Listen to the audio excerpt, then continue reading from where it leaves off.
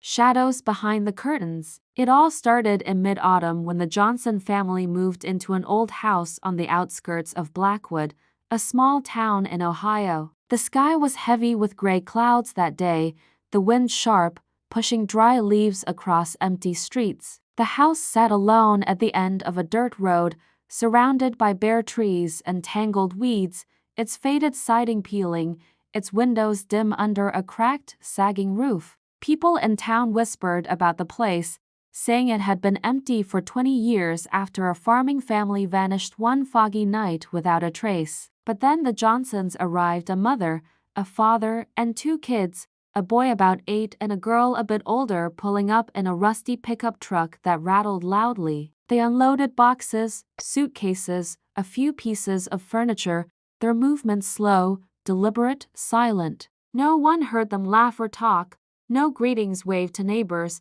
just quiet work before they slipped inside and shut the door. Michael, a weary 12-year-old who lived across the street, noticed them right away. He sat by his bedroom window on the 2nd floor, twirling binoculars his dad gave him last birthday. Michael loved stargazing, spotting constellations like Orion on clear nights, tracing their shapes in the dark. That day, though, thick clouds blocked the sky, so he turned the lenses toward the new house out of curiosity. Through the glass, he watched the Johnsons carry their things.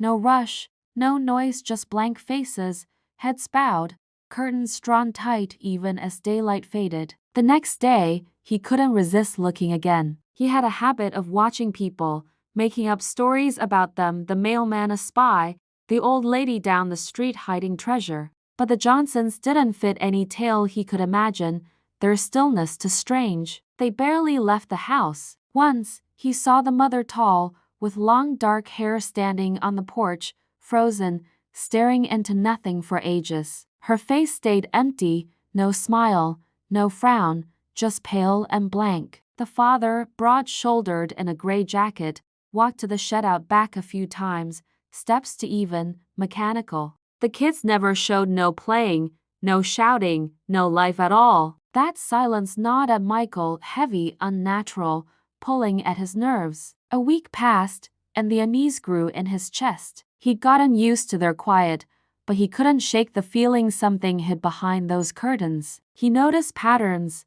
Lights flicked on at 7 every evening, faint through the fabric, and off at midnight, precise as a clock. One night, when moonlight broke through the clouds, he decided to look again. It was almost 10, and he'd been about to sleep, but a strange tug pulled him to the window. He grabbed the binoculars, focused them on an upstairs window where the curtain hung slightly open, a thin gap glowing with soft, flickering light, maybe a candle. What he saw froze him. All 4 stood there, mother, father, boy, girl, lined up shoulder to shoulder. Their heads tilted back, faces aimed at the ceiling, mouths moving in sync, whispering something soundless. Their arms hung limp, bodies stiff, unmoving. Michael leaned closer, breath fogging the glass, and squinted hard. A chill raced down his spine. Their eyes were wide, pure white, no pupils, just voids staring up. They stayed like that, minutes dragging on, not blinking, locked in a trance until the father's head snapped toward the window, right at Michael. The boy yelped, binoculars slipping, crashing to the floor. When he grabbed them and looked again, the curtain was shut, the room dark. Morning came slow, gray, heavy. He told his mom over breakfast, voice shaky. They were standing there, all weird, like praying to the ceiling. She brushed it off, stirring oatmeal. Michael, don't make up stories, they're just odd, probably tired from moving. His dad, flipping the newspaper, added, leave them alone, son, it's rude to spy. Michael didn't argue, but those white eyes burned in his mind, that stare following him all day. He avoided their house, but a weight pressed on him, someone watching. That evening, a knock hit the door. Michael sat in the living room, scribbling homework, when his mom opened it. A low, flat voice drifted in. Good evening, Mrs. Thompson. I'm your new neighbor, David Johnson. He peeked over the couch. The stocky man in the gray jacket, short dark hair, pale skin. He stood still, hands in pockets, speaking slow, like every word was planned. Your son looked into our window last night. It bothered us. His mom blushed, stammering, "Oh, I'm so sorry. Michael's just curious. He didn't mean harm." His dad stepped out, wiping hands on a towel. "We'll talk to him. Don't worry." David Johnson smiled small, crooked wrong. "We're very religious," he said, eyes sliding away. "We pray at night, nothing to fuss over." Michael's heart pounded. He saw it when his parents turned to grab shed keys. Johnson glanced at him. For a second, the man's eyes went blank, white, lifeless. A stench hit rotten, thick, like spoiled meat, then vanished fast. Michael gripped the couch, trembling, as the talk stretched on. Johnson's voice stayed calm, then he suggested, "Maybe your Michael could come over, meet my kids, they're his age, it'd show we're normal." His parents nodded, smiling. "Great idea," his mom said. "Michael, you'd like that, right?" He shrank back. "I don't want to." His dad frowned. "Don't be scared, son. It'll stop your imagining. Go tomorrow after school." Michael nodded, forced, but inside he screamed this wasn't normal. This man wasn't right. Next day, after school, he stood outside the Johnsons' house, clutching his backpack. The sky loomed gray, wind tossing leaves, the house darker, heavier. He knocked, the door creaked open slow. "David Johnson there. Come in." Voice flat, empty. Michael stepped inside. The door slammed shut with a thud. The air smelled damp, sour, dim light barely cutting the gloom. Curtains blocked every window, choking the sun. "My kids are in the basement," Johnson said, pointing to a dark staircase. "They're making something fun.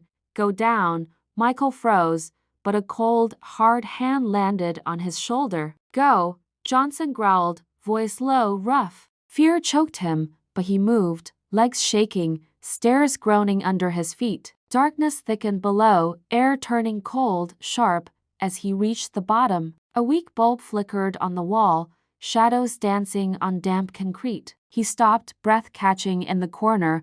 Under the ceiling hung the two kids, boy and girl. They didn't stand, didn't sit, they floated, feet dangling, heads tipped back. Their eyes glowed white, empty, mouths open, humming soft, low. Michael screamed, but it stuck in his throat. He spun, bolted for the stairs, legs wobbling, heavy. Something squeezed his chest, lifted him cold, invisible hands pulling him up. He thrashed, fought, but his body went limp, darkness swallowing him, the hum growing louder. Those white eyes burned in his mind, the last thing he saw. He woke up, sitting at his kitchen table, home. His mom sliced apples, smiling.